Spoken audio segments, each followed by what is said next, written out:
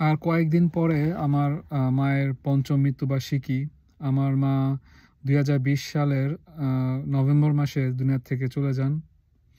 তো আমার মা কিডনি রোগী ছিলেন, ওনার ডায়ালাইসিস চলতো সপ্তাহে ৩টা করে।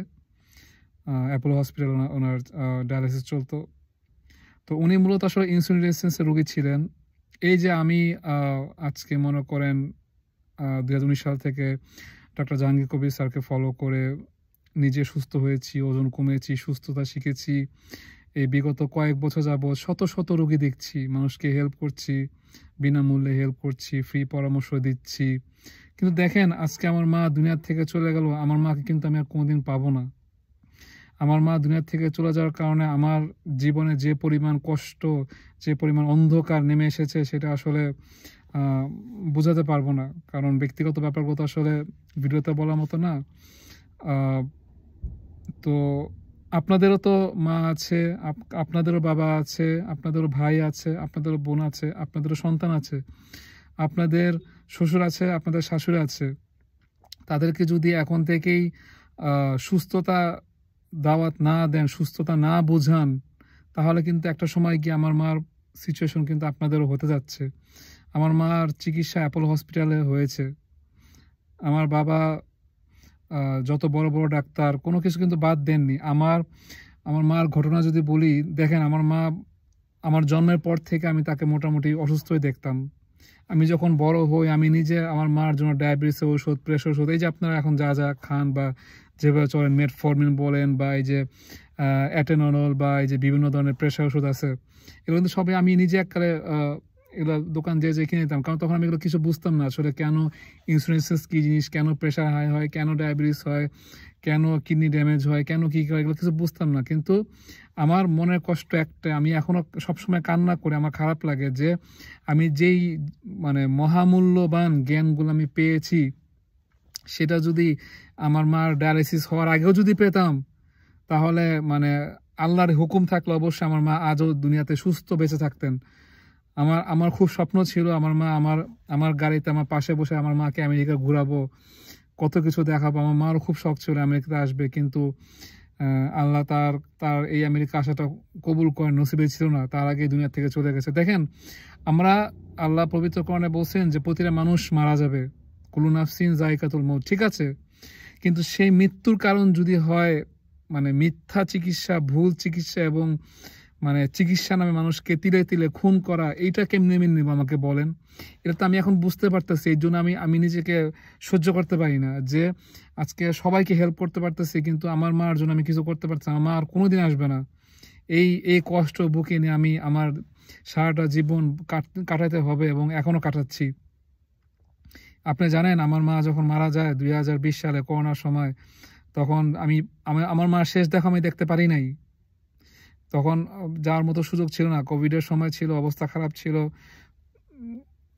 মানে কত বড় কষ্ট নিয়ে আমার জীবন মানে যাচ্ছে, মানে আমি মাকে আর কোনদিন পাবো না। তো কথাগুলো বলার উদ্দেশ্য, কষ্ট নিয়ে বলতেছে, বড় উদ্দেশ্য এইটাই যে দেখেন বারবার বলতেছি যে আপনারা প্লিজ সুস্থতা একটু শিখেন, একটু শেখার দরকার আছে। দেখেন একটু সময় দেন, 1 বছর 2টা বছর একটু লেগে থাকেন, বিশ্বাস করেন এটা আপনার নিজের জীবনের, আপনার পরিবারের জন্য, আপনার সারা জীবন মৃত্যুর আগ পর্যন্ত এটা কাজে লাগবে। আমি লাইভে যে বলেছিলাম, ওই যে স্যারের সাথে দাঁড়ায় বলছিলাম যে আমি আমার লাইফে মৃত্যুর আগ পর্যন্ত আমার কোনদিন কোনো ডাক্তার দরকার নাই, কোনো পুষ্টিবিদ দরকার নাই, কোনো হাসপাতাল দরকার নাই, শুধু ইমার্জেন্সি ছাড়া। আবার ভুল বুঝেন না, ইমার্জেন্সি হলে তো হাত পা ভাঙলে বা কোনো অ্যাক্সিডেন্ট হতে লাগবে, সেটা ভিন্ন কথা। কিন্তু এই যে ডাক্তারের পিছিয়ে, ওষুধের পিছিয়ে যে ছুটে চলা বা লেগে থাকা, এই টেনশন আমার জীবনে কোনো লাগবে না, কারণ আমি সুস্থতা শিখে গেছি।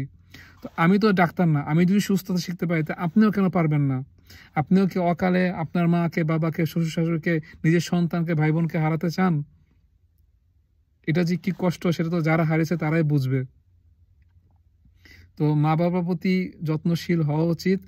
আর একটা জিনিস মনে রাখবেন যে দেখেন আমরা কিন্তু এখন বর্তমানে যেই সময় আছি, এটা কিন্তু আমরা দাজ্জালের সময় আছি, বর্তমানে দাজ্জালের সময় অবস্থান করছি। সো দুনিয়ার আপনি কোনো কিছু যদি স্বাভাবিকভাবে যদি নেন, তাহলে আপনার চেয়ে বোকার কেউ হবে না। দুনিয়ার কোনো কিছু এখন আর স্বাভাবিক নাই, না খাবার স্বাভাবিক আছে, না চিকিৎসা স্বাভাবিক আছে, না জীবন ব্যবস্থা স্বাভাবিক আছে, না শিক্ষা ব্যবস্থা স্বাভাবিক আছে, কোনো কিছু স্বাভাবিক নাই।